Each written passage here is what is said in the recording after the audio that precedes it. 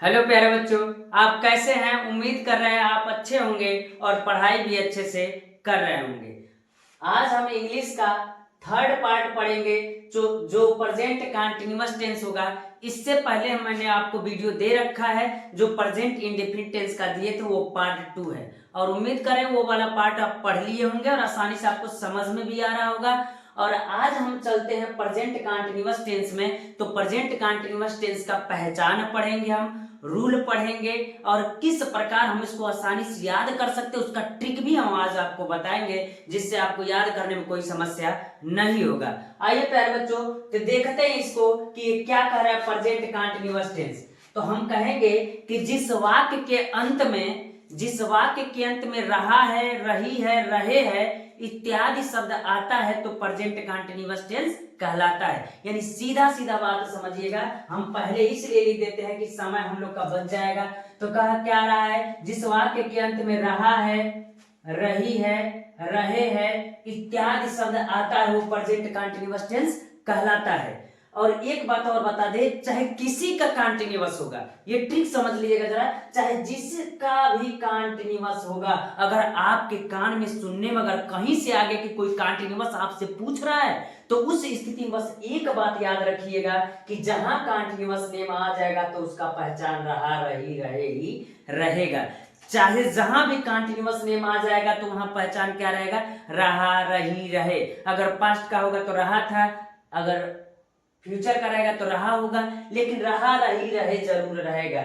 इसी प्रकार ये कह रहा है प्रेजेंट कंटीन्यूअस टेंस, यानी जिस वाक्य के अंत में रहा है, रही है, रहे है इत्यादि शब्द आता है तो प्रेजेंट कंटीन्यूअस टेंस कहलाता है। यानी यह बात आपको अच्छे से समझ में आ गया। और एक बात और बता दे, तीन बातें याद रखिएगा कि जहां कंटीन्यूअस आएगा पहचान क्या होगा, रहा, रही रहेगा। और एक बात और याद करा दे रहा है आपको कि याद रखिएगा, चाहे जहां भी कंटीन्यूअस नाम आ जाएगा तो याद रखिएगा वर्ब का आईएनजी फॉर्म लिखिएगा, चाहे टेंस जो भी रहेगा। यानी जहां पर कंटीन्यूअस नेम आएगा तो वर्ब का कौन सा फॉर्म लगेगा, आईएनजी फॉर्म लग जाएगा। और सोचने में आपको कहीं समस्या नहीं होना चाहिए, क्योंकि पूरे टेंस के 12 भाग होते हैं और 12 भागों में तो अगर हम कह दे तो 6 में ही तो आपका वर्ब का आईएनजी फॉर्म ही लगता है। क्यों? क्योंकि प्रेजेंट कंटीन्यूअस में कंटीन्यूअस आ गया, पास्ट कंटीन्यूअस में भी कंटीन्यूअस आ गया, फ्यूचर कंटीन्यूअस में कंटीन्यूअस आ गया, फिर प्रेजेंट परफेक्ट कंटीन्यूअस, फिर पास्ट परफेक्ट कंटीन्यूअस,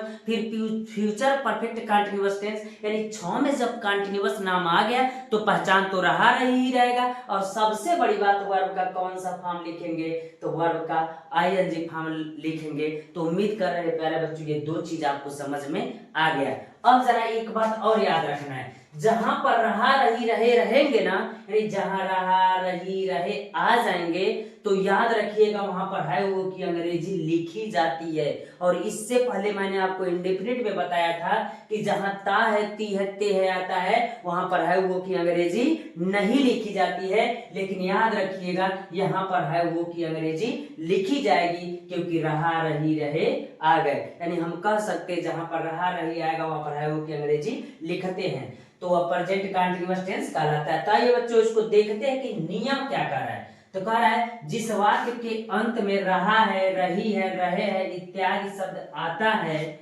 वहां है वो की अंग्रेजी लिखी जाती है। लिखी जाती है वो की अंग्रेजी लिखी जाती है, मतलब ये है कि इज आर एम का प्रयोग किया जाता है। यानी इज आर एम का प्रयोग किया जाता है जो एक वचनकर्ता के साथ इज लगता है। यानी है वो की अंग्रेजी एक वचनकर्ता के साथ क्या लगता है, इज लगता है। बहुवचनकर्ता के साथ क्या लगता है, आर लगता है। तथा आई के साथ जो है वो लगता है क्या, तो कहेंगे आई के साथ एम का प्रयोग करते हैं। और वर्ब का कौन सा फॉर्म लिखते हैं, तो कहेंगे वर्ब का आईएनजी फॉर्म लिखते हैं। वर्ब का कौन सा फॉर्म लिखते हैं, तो वर्ब का आईएनजी फॉर्म लिखते हैं। यानी यह बात समझ में आ गया कि जिस वाक्य के अंत में रहा है, रही, रहे आएंगे वहां है वो की अंग्रेजी लिखी जाएगी। और एक वचनकर्ता के साथ इज तथा बहुवचनकर्ता के साथ आर तथा आई के साथ एम का प्रयोग करेंगे। और वर्ब का कौन सा फॉर्म लिखेंगे, तो वर्ब का आईएनजी फॉर्म लिखेंगे। तो इसका स्ट्रक्चर क्या होगा, तो आसान होगा structure, subject plus is are am plus verb का ING form plus object plus other word. यानी subject plus is are am plus verb का ING form plus object plus other word. तो इस प्रकार स्ट्रक्चर, जिसको यह स्ट्रक्चर याद होगा उसको बनाने में कोई समस्या नहीं आएगा। अब जरा देखिएगा, अगर हम कहे कि विकास कमरे में पत्र लिख रहा है, तो विकास कमरे में पत्र लिख रहा है, आप बता रहा है, रही है, आया कि नहीं आया। जब ये आएगा तो प्रेजेंट कंटीन्यूअस टेंस कहलाएगा, और जब रहा रही आएगा तो वहां पर है कि अंग्रेजी लिखी जाएगी, तो हम कहेंगे विकास। तो विकास एक वचन है कि बहुवचन, तो कहेंगे विकास एक वचन है, तो क्या लगेगा, इज। क्या कर रहा है, लिख रहा है, तो क्या कहेंगे, राइटिंग, यानी Vikas writing a letter, a letter, एक पत्र लिख रहा है, इन द रूम, तो कहेंगे इन द रूम, यानी हम सीधा सीधा कह सकते हैं। अब देखिए, कल जो हम नियम बताए थे आपको, वो आसानी से फॉलो हो जाएगा। जैसे तुम मैदान में फुटबॉल खेल रहे हो, तो सबसे पहले किसका अंग्रेजी, तुम का अंग्रेजी क्या होता है, यू। एक वचन है कि बहुवचन, तो बहुवचन है, तो हम कहेंगे इसके साथ किसका लिखेंगे अंग्रेजी, है वो के लिखेंगे, तो क्या लिखेंगे, और हमने कहा था कि ट्रिक है, पहला इसके लिखिएगा, उसके बाद से लास्ट लिखिए। इसमें तो है वो की अंग्रेजी लिखी जाएगी, तो क्या लिखेंगे, आर लिखेंगे। एक कदम और पीछे बढ़िए, तो क्या कर रहे हैं, खेल रहे हैं, तो प्लेइंग रहेगा कि नहीं रहेगा, तो कहिए कि रहेगा। और एक कदम और आगे बढ़िए, प्लेइंग फुटबॉल होगा कि नहीं होगा। अब एक कदम और आगे बढ़िएगा, तो कहेंगे इन आएगा, और इन द फील्ड होगा कि नहीं होगा। जो भी बच्चे अगर प्रेजेंट इंडेफिनिट का नहीं पढ़े, तो पिछला वीडियो आप देख सकते हैं, तब यह बात आपको आसानी से समझ में आएगा। यानी इस प्रकार ये हो जाएगा। अगला कार्य, मैं सुबह में विद्यालय जा रहा हूं, तो आप बताइए, हमने कहा एक वचन कर्ता के साथ इज, बहुवचन कर्ता के साथ आर तथा आई के साथ एम का प्रयोग करते हैं। तो आप जरा बताइएगा, जब इतनी बात क्लियर होगी, तो आई के साथ एम लिखेंगे, तो मैं सुबह में विद्यालय जा रहा हूं, क्या आई है ना, जब आई है तो क्या लगेगा, तो एम लगेगा, तो हम क्या लिखेंगे, तो कहेंगे आई एम, क्या कर रहा हूं, जा रहा हूं, I am going to school, I am going to school in the morning, तो इन द मॉर्निंग हो जाएगा। इस प्रकार हम प्यारे बच्चों कह सकते हैं कि आपका ये अफर्मेटिव वाला हो गया है। तो अफर्मेटिव उम्मीद करें समझ में आ गया। जिसको अफर्मेटिव समझ में आ जाएगा, तो निगेटिव में नॉट इज जुड़ जाएगा। अफर्मेटिव के बाद इंट्रोगेटिव वाला रहेगा, तो ये आगे चला जाएगा, डिटेल वाला होगा तो उसके आगे क्वेश्चन वर्ड आ जाएगा। तो बस यही केयर करना है। अगर आपको अफर्मेटिव आ जाएगा, तो फिर निगेटिव इंट्रोगेटिव याद करने में कोई समस्या नहीं होगा। तो चलते आगे, देखते हैं निगेटिव सेंटेंस। आइए प्यारे बच्चों, देखते हैं कि निगेटिव सेंटेंस क्या होता है। तो निगेटिव सेंटेंस का मतलब नकारात्मक वाक्य होता है, यानी इसमें कार्य का ना होना पाया जाता है। तो अगर देखें इसका रूल क्या होगा, तो कहेंगे ऐसे वाक्यों को बनाते समय एक वचनकर्ता के साथ इज नॉट तथा बहुवचन कर्ता के साथ आर नॉट और आई के साथ एम नॉट का प्रयोग करते हैं, और वर्ब का आईएनजी फॉर्म लिखते हैं। यानी वर्ब का आईएनजी फॉर्म इसमें भी लिखा जाएगा। अगर अफर्मेटिव याद हो गया, तो बस इज आर एम के बाद नॉट ही तो जोड़ना है, कोई समस्या नहीं उसमें। बाकी वर्ब का आईएनजी फॉर्म तो रहेगा।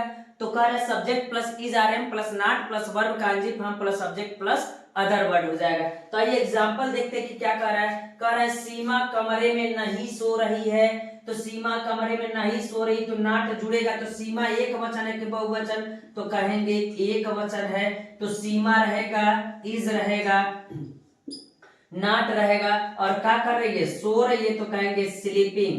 Sheila is not sleeping in the room, in the room. अब अगर हम कहें कि दूसरा का अध्यापक कक्षा में भूगोल नहीं पढ़ा रहे हैं, यानी अध्यापक कक्षा में भूगोल नहीं पढ़ा रहे, तो यहाँ हो जाएगा द टीचर, ये भी क्या हो जाएगा, एक वचन हो जाएगा। द टीचर इज नॉट, पढ़ा रहे हैं, पढ़ नहीं रहे, टीचिंग हो जाएगा, टीचिंग, यहाँ देखिएगा, teaching geography, GEOGRAPHY, geography in the class, in the class हो जाएगा। अब कहे कि ये वाला क्या कर रहा है, फुल स्टॉप लगा दीजिए यहाँ पर।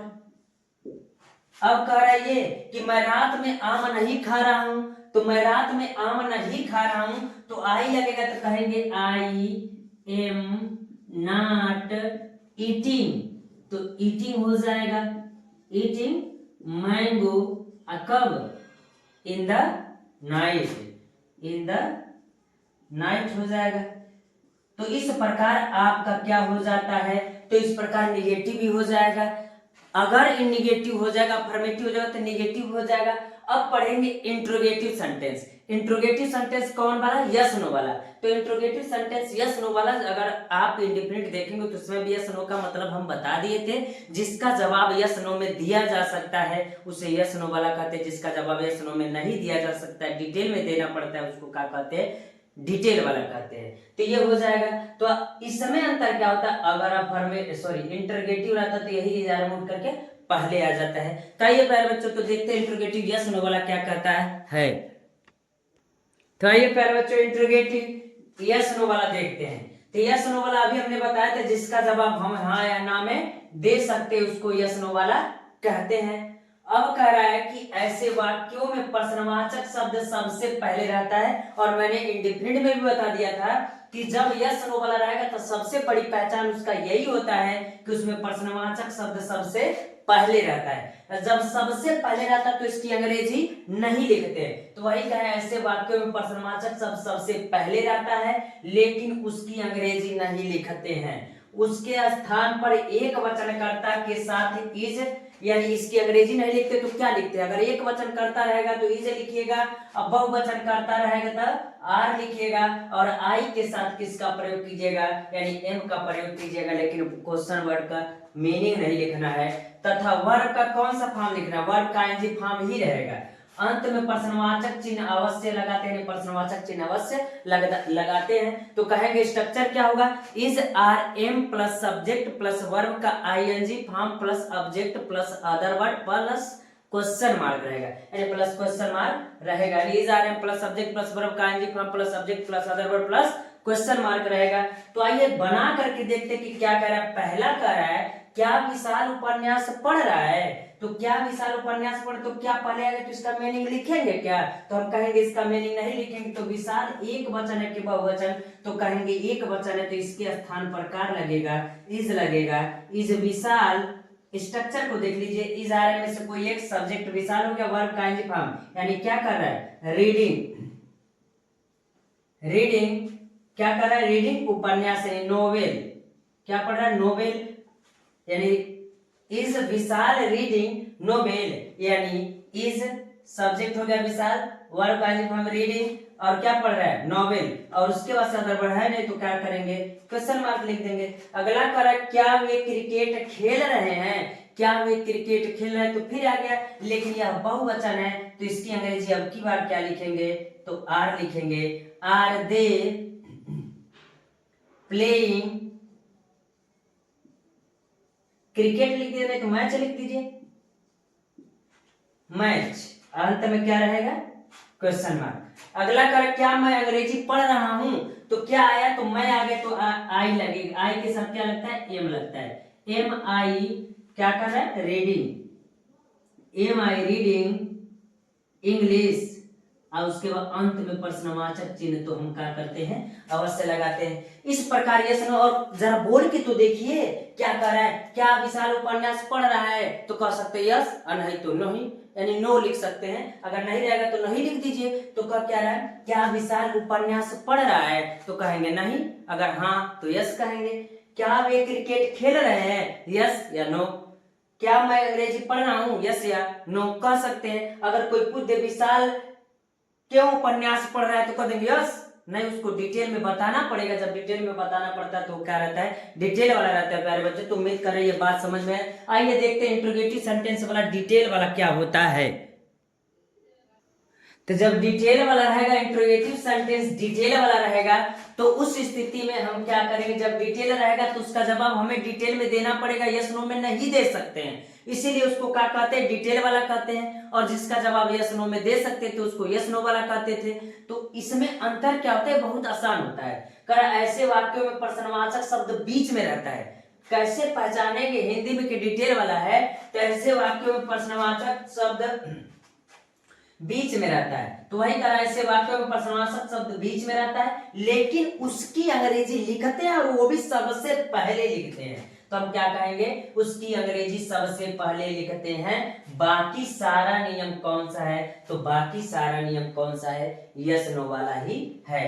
तो आइए देखते हैं स्ट्रक्चर क्या कहता है। स्ट्रक्चर कहता है सबसे पहले question word plus is are am plus subject plus verb का ING form plus object plus other word plus question mark.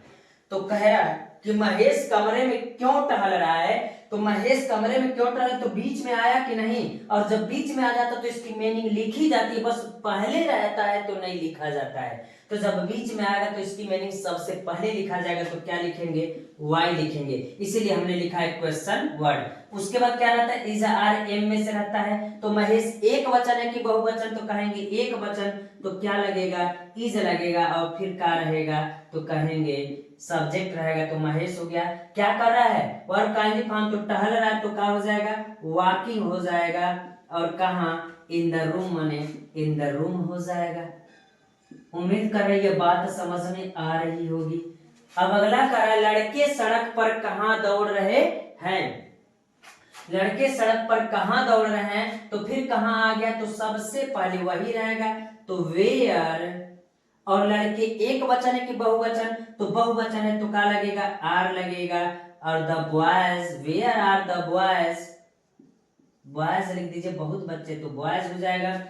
Running, running, और कहा सड़क पर, तो ऑन द रोड, तो ऑन द रोड हो जाएगा, प्लस क्वेश्चन मार्क हो जाएगा। वह सुबह में क्यों रो रही है, वह सुबह में क्यों रो रही है, तो वह सुबह में क्यों, तो क्यों आया कि नहीं, तो सबसे पहले इसी की मीनिंग लिखेंगे, तो कहेंगे वाई, और लड़की है इसीलिए क्या लगेगा, सी लगेगा, लेकिन एक वचन है तो क्या लगेगा, इज लगेगा। सी रो रही है तो क्या कहेंगे, वीपिंग, तो वीपिंग हो जाएगा। और कहाँ रो रही है, इन द मॉर्निंग, यानी सुबह में रो रही है, इन द मॉर्निंग, सुबह में नहीं रोना चाहिए उसको। तो प्यारे बच्चों, उम्मीद कर रहे हैं यह बात आज आपको समझ में आएगा। पार्ट 3 जो है वो प्रेजेंट कंटीन्यूअस टेंस हो जाएगा, यानी प्रेजेंट टेंस का यह दूसरा भाग होगा, यह जो होगा प्रेजेंट कंटीन्यूअस टेंस। उम्मीद कर रहे हैं पूरी बात समझ में आ रही है, और अगर यह वीडियो आपको पसंद आ रहा है तो वीडियो को लाइक भी कर दीजिए और सब्सक्राइब भी कर दीजिए और बेल आइकन को भी दबा लीजिएगा। और हम कहे अगर बात ये समझ में आ रही है तो यह वीडियो अपने मित्रों के पास, यानी दोस्तों के पास, अन्य लोगों के पास शेयर कीजिए। आज के लिए इतना रहने देते प्यारे बच्चों, धन्यवाद।